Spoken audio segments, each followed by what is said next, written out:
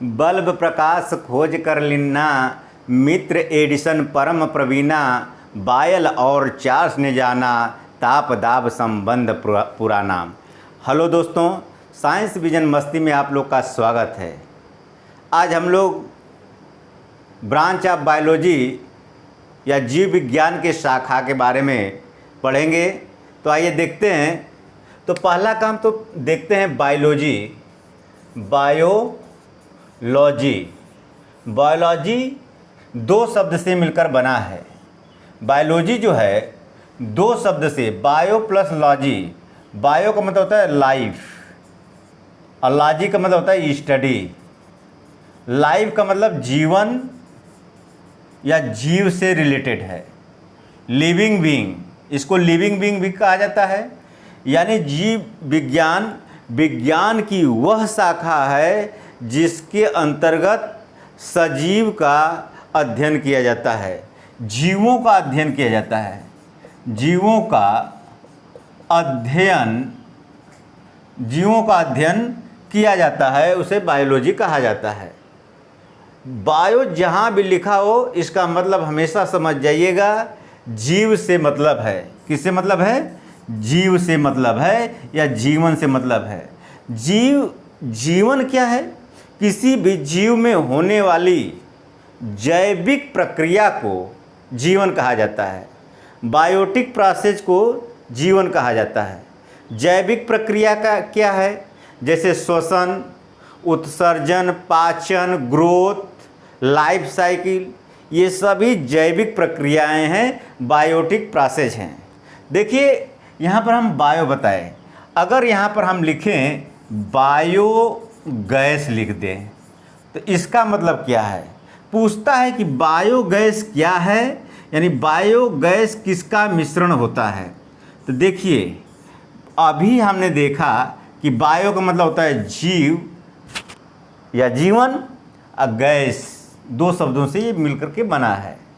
देखिए जीव के द्वारा यानी पेड़ पौधा हो गया, जंतु हो गया, इन दोनों से जो कूड़ा कचरा निकलता है, कूड़ा कचरा निकलता है, जैसे गोबर वगैरह हो गया, इस कूड़े कचरे को विशेष प्रकार के जीवाणु जो होते हैं, जीवाणु या बैक्टीरिया जो होते हैं, इनको खदोड़ करके यानी इस कूड़ा कचरा को परिवर्तित कर देते हैं बायोगैस में। यानी किस में कन्वर्ट करते हैं? मीथेन CH4 और CO2 में परिवर्तित कर देते हैं।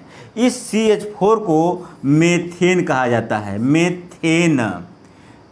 और कार्बन डाइऑक्साइड, तो इन कार्बन डाइऑक्साइड और मीथेन के मिश्रण को बायोगैस कहा जाता है। बायोगैस कहा जाता है। अब आप समझ गए होंगे इनको बायोगैस क्यों कहा जाता है। देखिए जीवाणु क्या है? एक जीवाणु जो होता है एक जीव है, ठीक है। कूड़ा कचरा जीवों से प्राप्त किया गया और ये जैव रासायनिक प्रक्रिया है। इस कारण से कार्बन डाइऑक्साइड और मीथेन के मिश्रण को बायोगैस कहा जाता है। अब इसके बाद दूसरा पूछता है कि बॉटनी में किसका अध्ययन किया जाता है? बॉटनी। देखिए बॉटनी या वनस्पति विज्ञान, हिंदी में इसको बोलते हैं वनस्पति विज्ञान। बॉटनी में स्टडी ऑफ प्लांट, पेड़ पौधों का अध्ययन। प्लांट मीन्स पेड़ पौधा। पेड़ पौधों का अध्ययन हम बॉटनी या वनस्पति विज्ञान के अंतर्गत करते हैं। तीसरा देखिए जूलॉजी को हिंदी में जंतु विज्ञान कहा जाता है। अब यहाँ पर ध्यान दीजिए, इसको तोड़ते हैं। जू मीन्स क्या होता है? जंतु या एनिमल। जू मीन्स होता है एनिमल। लॉजी मीन्स अध्ययन करना या स्टडी करना, अध्ययन या स्टडी करना। तो जूलॉजी में जंतुओं का अध्ययन किया जाता है। किसका अध्ययन किया जाता है? जंतुओं का अध्ययन किया जाता है, स्टडी ऑफ एनिमल। अब याद कैसे करेंगे? अब एक पढ़े होंगे कि जू मीन्स क्या होता है, चिड़ियाघर। अब चिड़िया क्या है, चिड़ियाघर में क्या होते हैं, जीव जंतु होते हैं मुख्य रूप से। तो जंतुओं को कैद करके रखा जाता है उसमें। तो जू का मतलब चिड़िया, चिड़िया क्या है ऐसे याद कर लें, चिड़िया क्या है, जंतु है। तो जंतुओं का अध्ययन जूलॉजी के अंतर्गत किया जाता है। जूलॉजी में ही हम लोग भी जंतु के अंतर्गत भी आते हैं। कहने का मतलब मानव भी जंतु के अंतर्गत आता है। अब नेक्स्ट देखते हैं, चौथा ये देखते हैं माइक्रोबायोलॉजी। माइक्रोबायोलॉजी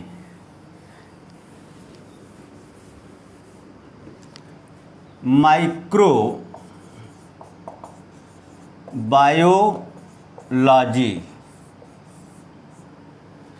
इसको हिंदी में सूक्ष्म जैविकी कहा जाता है। जीव विज्ञान के इस शाखा के अंतर्गत सूक्ष्म जीवों का अध्ययन किया जाता है। सूक्ष्म जीवों का अध्ययन, स्टडी ऑफ माइक्रो ऑर्गेनिज्म।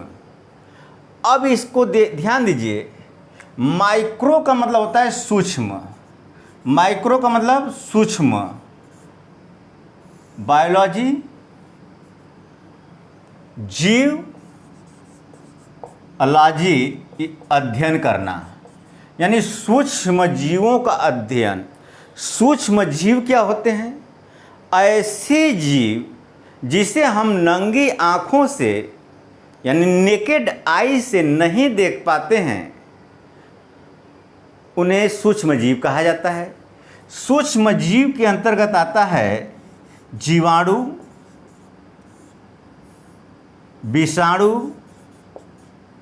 विषाणु, कवक एटसेट्रा। जीवाणु को बैक्टीरिया कहा जाता है, विषाणु को वायरस कहा जाता है, कवक को फंगस कहा जाता है। ये सूक्ष्म जीव हैं। इनको देखने के लिए हम लोग किसका यूज करते हैं, माइक्रोस्कोप का यूज करते हैं। यहाँ पर ध्यान दीजिए, माइक्रोस्कोप एक होता है टेलीस्कोप। दो चीज़ें ध्यान दीजिए, माइक्रोस्कोप और टेलीस्कोप। माइक्रो मीन्स होता है सूक्ष्म, स्कोप का मतलब है देखने वाला यंत्र। यहाँ देखने वाला यंत्र, और माइक्रो का मतलब सूक्ष्म, यानी सूक्ष्म जीवों को जो देखने वाला यंत्र होता है उसको माइक्रोस्कोप कहा जाता है। और माइक्रोस्कोप की मदद से हम लोग जीवाणु, विषाणु, कवक, प्रोटोजोआ इत्यादि को आसानी से देख लेते हैं। यानी जिसे हम आँखों से नहीं देख पाते हैं उसे देखने के लिए हम माइक्रोस्कोप का या सूक्ष्मदर्शी का प्रयोग करते हैं। इसको हिंदी में बोला जाता है सूक्ष्मदर्शी, यानी सूक्ष्म जीवों का दर्शन करना, सूक्ष्म चीज़ों का दर्शन करना सूक्ष्मदर्शी कहलाता है। अब यहाँ पर देखिए दूसरा चीज़ क्या है, टेलीस्कोप। टेली मीन्स होता है दूर, टेली मीन्स क्या होता है दूर, और स्कोप मीन्स होता है देखने वाला यंत्र। अब दूर की चीज़ों को देखने के लिए, दूर की वस्तुओं को, ऑब्जेक्ट को देखने के लिए, दूर की वस्तुओं को देखने वाला यंत्र, ठीक है, टेलीस्कोप है। ध्यान दीजिएगा, दूर टेलीस्कोप का यूज कहाँ करते हैं, जैसे चंद्रमा हो गया, तारा हो गया, इन सब को देखने के लिए हम लोग टेलीस्कोप का यूज करते हैं। अब टेली कैसे याद करेंगे, मान लीजिए हम यहाँ पे एक शब्द लिखते हैं टेलीफोन, यहाँ पर मैं लिखूँ टेलीफोन, ठीक है, टेलीफोन। टेली का मतलब हो गया दूर, टेली का मतलब क्या हो गया दूर। अब फोन जहाँ भी लिखा हो इसका मतलब समझिएगा साउंड होता है, ध्वनि होती है। यानी दूर के साउंड को सुनने के लिए टेलीफोन का यूज किया जाता है। दूर के साउंड को सुनने के लिए टेलीफोन का यूज किया जाता है। और टेलीस्कोप दूर की वस्तुओं को देखने के लिए, जैसे चंद्रमा, ठीक है, तारा इत्यादि को देखने के लिए हम लोग टेलीस्कोप का प्रयोग करते हैं।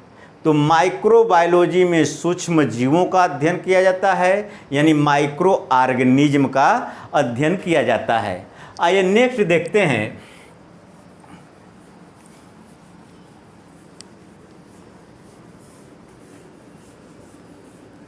नेक्स्ट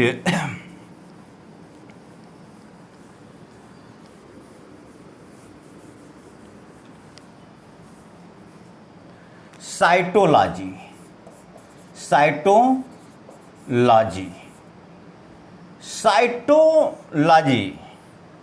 साइटो का मतलब होता है सेल या कोशिका। सेल, इसको साइंस में सेल बोला जाता है, साइटो को। लॉजी स्टडी, जीव विज्ञान के जिस शाखा के अंतर्गत कोशिकाओं का अध्ययन किया जाता है, कोशिकाओं यानी सेल का अध्ययन किया जाता है, उसे साइटोलॉजी कहा जाता है। जैसे एक शब्द पढ़े होंगे साइटोप्लाज्म। देखिए, साइटो का मतलब हो गया सेल, अब प्लाज्म का मतलब हो गया लिक्विड,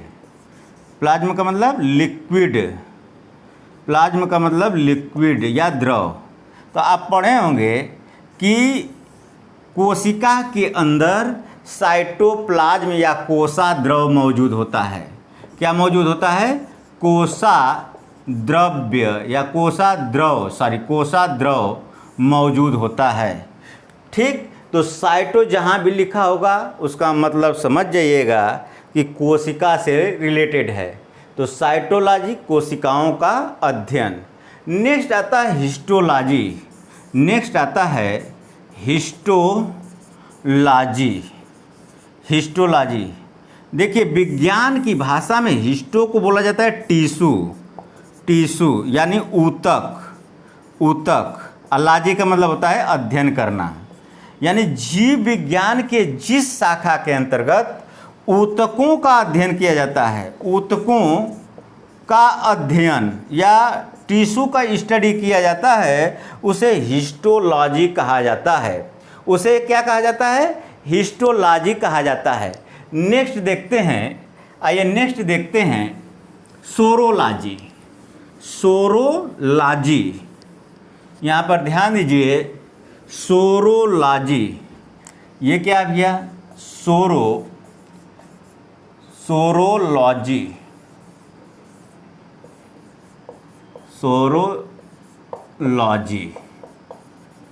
ठीक है। सोरो का मतलब होता है लिजर्ड या छिपकली। लॉजी का मतलब अध्ययन करना, यानी जीव विज्ञान के जिस शाखा के अंतर्गत छिपकलियों का अध्ययन किया जाता है, उसे सोरोलॉजी कहा जाता है। याद कैसे करेंगे? जैसे लड़कियां छिपकली जब देख लेती हैं, बहुत शोर मचाती हैं। लड़कियां छिपकली या लिजर्ड को देख लेती हैं तो शोर मचाती हैं। तो उससे रिलेटेड कर लीजिए कि छिपकली का अध्ययन सोरोलॉजी, यानी जीव विज्ञान के जिस शाखा के अंतर्गत छिपकलियों का अध्ययन किया जाता है, उसे सोरोलॉजी कहा जाता है। नेक्स्ट देखते हैं,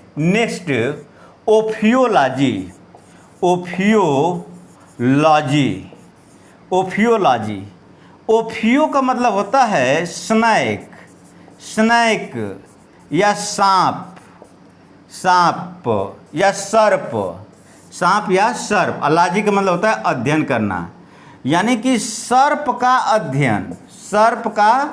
अध्ययन। जीव विज्ञान के जिस शाखा के अंतर्गत सांप वगैरह का अध्ययन किया जाता है, उसे ओफियोलॉजी कहा जाता है। क्या कहा जाता है? ओफियोलॉजी कहा जाता है। देखिए, वन वर्ड सब्स्टिट्यूशन में एक क्वेश्चन पूछता है कि ओफिडियोफोबिया किसे कहा जाता है? ओफिडियोफोबिया। तो आपको ये पता होगा कि कि जिस वर्ड के लास्ट में यानी कि सफिक्स जो है फोबिया रहता है, उसका मतलब होता है डर या फियर, उसका मतलब डर या फियर होता है। और यहाँ पर ओफिडियो है, इसका मतलब होता है स्नैक, स्नैक यानी fear of snack, fear of snack, सांप का डर, सांप के डर को ओफिडियोफोबिया कहा जाता है। तो सांप से जो लोग डर जाते हैं यानी कि ओफिडियोफोबिया। लड़कियां ज़्यादा डरती हैं, प्लास्टिक का भी सांप रख दीजिए कहीं देख लेंगी, अरे मम्मी ऐसे करने लगती हैं, यानी ओफिडियोफोबिया ज़्यादा रहता है उन सब में। लड़कियों में ओफिडियोफोबिया का ज़्यादा शिकार रहती हैं, ज़्यादा डरती हैं लड़कों की तुलना में। ठीक है, तो ये ओफिडियोफोबिया हो गया। नेक्स्ट देखते हैं, आइए cardiology, cardiology, cardiology. Next cardiology. Cardiac का मतलब होता है हृदय, हृदय। कार्डियो जहाँ भी लिखा हो उसका मतलब समझिए हृदय से रिलेटेड है।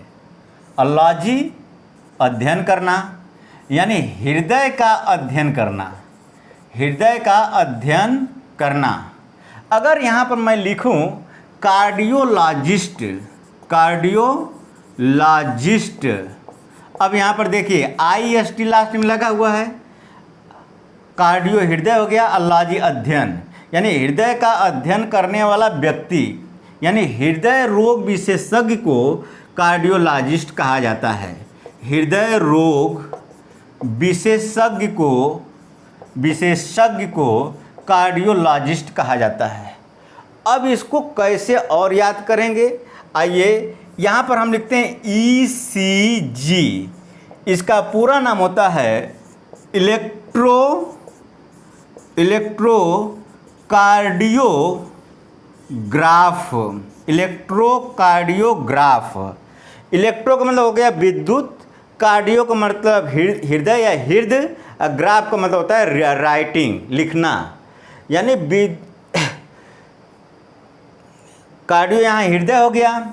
जब हृदय की गतिविधियों को देखा जाता है वैद्युतिक रूप से, यानी लिख, तो उसे इलेक्ट्रोकार्डियोग्राफ कहा जाता है, उसे इलेक्ट्रोकार्डियोग्राफ कहा जाता है। तो ग्राफ का मतलब होता है भैया राइटिंग, ग्राफ का मतलब क्या होता है, राइटिंग या लिखना।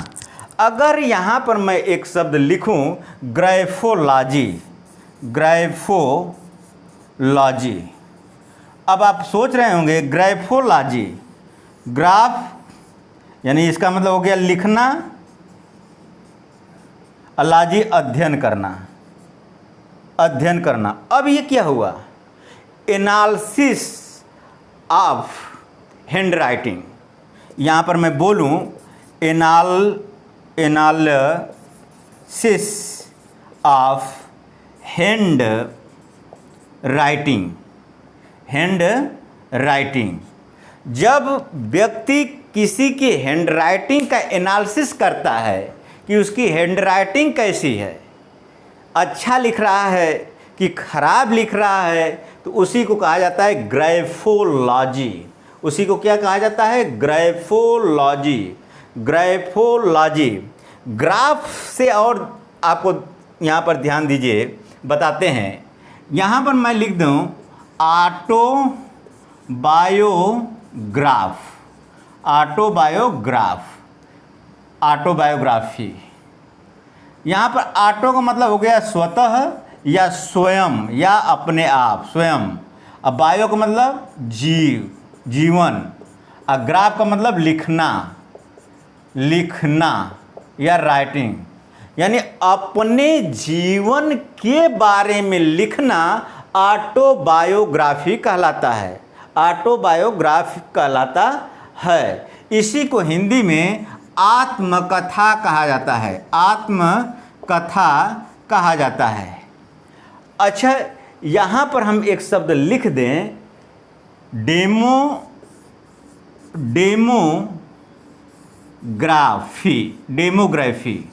अब ये देखिए, डेमो का मतलब क्या होता है? लोग। डेमो का मतलब पीपुल या लोग, ठीक, पीपुल या लोग। ग्राफी का मतलब हो गया लिखना, जब लोगों के बारे में लिखना, डेमोग्राफी हो गया। यानी लोगों के बारे में क्या, उसका डेट ऑफ बर्थ क्या है, उसका मृत्यु के बारे में, ठीक है, उसके चरित्र के बारे में लिखना, ये डेमोग्राफी हो गया। यानी लोग के बारे में जब लिखा गया जैसे डेमोक्रेसी आप पढ़े होंगे, डेमो का मतलब होता है क्या, लोग, क्रेसी का मतलब तंत्र, डेमोक्रेसी लोकतंत्र। तो यानी डेमोग्राफी लोगों के बारे में लिखना। अब ऐसा भी मत लिख देना कि जो है चिकनापन रिया चक्रवर्ती की तरह है, अखिया अनुष्का शर्मा की तरह है, और नाक जो है कंगना रानौत की तरह है।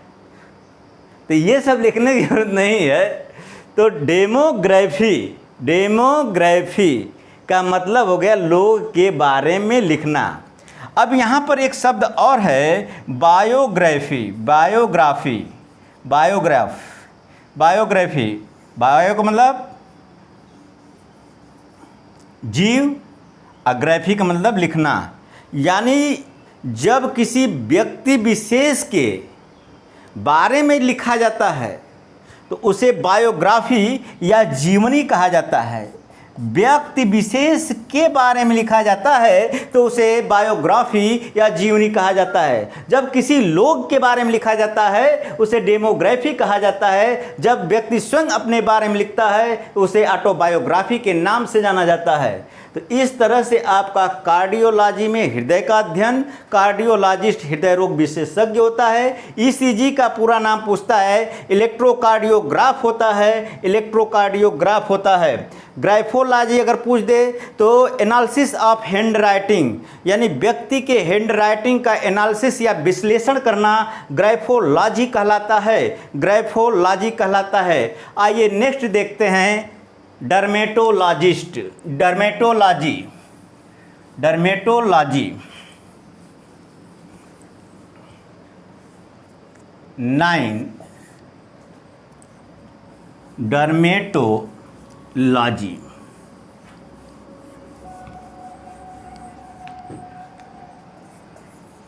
डर्मेटोलॉजी। देखिए, डर्मेटोलॉजी में त्वचा का या स्किन का या चमड़ा का अध्ययन किया जाता है। कैसे याद करेंगे? डर्मेटोलॉजी। डर्म शब्द जो है त्वचा से रिलेटेड है। डर्म का मतलब होता है त्वचा, अलॉजी का मतलब अध्ययन, ठीक है। जैसे डर्मिकूल का पाउडर आता है उससे रिलेटेड कर लीजिए। डर्मिकूल अगर मैं यहाँ लिखूँ डर्मिकूल, अब डर्मिकूल किस पर लगाने के लिए आता है? त्वचा पर लगाने के लिए आता है। जब गर्मी के मौसम में घमौरी निकलती है तो किसका यूज करते हैं? डर्मिकूल का यूज किया जाता है। और ये डर्म का मतलब ही है त्वचा पर लगाने से कूल हो जाए, ठंडा हो जाए, वही है डर्मिकूल। यानी कि डर्मेटोलॉजी त्वचा का अध्ययन। अगर मैं यहाँ पर लिख दूँ कि डर्मेटोलॉजिस्ट तो त्वचा रोग विशेषज्ञ। कभी कभी जब आप हॉस्पिटल में जाते हैं तो आपको डॉक्टर बोलता है आपको हाइपोडर्मिक हो गया है,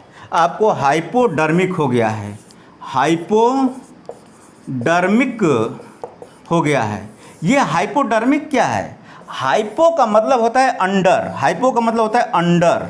अंडर, यानी नीचे। हाइपो जहाँ भी लिखा हो उसका मतलब समझ जाइएगा नीचे या अंडर होता है, ठीक है। और डर्मिक का मतलब हो गया त्वचा, ठीक है। कहेगा कि आपको हाइपोडर्मिक एलर्जी हुई है, डॉक्टर कहेगा आपको हाइपोडर्मिक एलर्जी हुई है, यानी कि त्वचा के नीचे एलर्जी हुई है। डॉक्टर कहने का मतलब ये होता है कि आपके त्वचा के नीचे जो है एलर्जी हुई है, उसी को कहा जाता है हाइपोडर्मिक।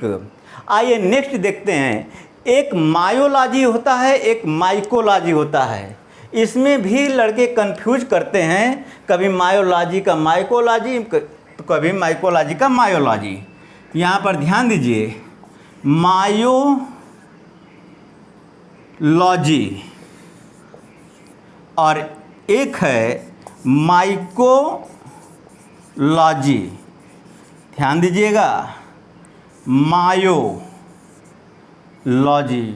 मायो का मतलब होता है मसल्स या मांसपेशियाँ। जीव विज्ञान के जिस शाखा के अंतर्गत मांसपेशियों का अध्ययन किया जाता है, मसल्स का अध्ययन किया जाता है, मसल्स या मांसपेशियों का अध्ययन किया जाता है, उसे मायोलॉजी कहा जाता है, उसे मायोलॉजी कहा जाता है। माइकोलॉजी, माइको का मतलब होता है कवक, यानी कवक का अध्ययन, कवक या इसी को फंजाई कहा जाता है या फंगी कहा जाता है, न कि भौजाई कहा जाता है। इसको फंजाई कहा जाता है, न कि भौजाई कहा जाता है। तो जीव विज्ञान के जिस शाखा के अंतर्गत कवकों का अध्ययन किया जाता है, फंगी का अध्ययन किया जाता है, उसे माइकोलॉजी कहा जाता है, उसे माइकोलॉजी कहा जाता है। एक और क्वेश्चन पूछता है, फाइकोलॉजी क्या है?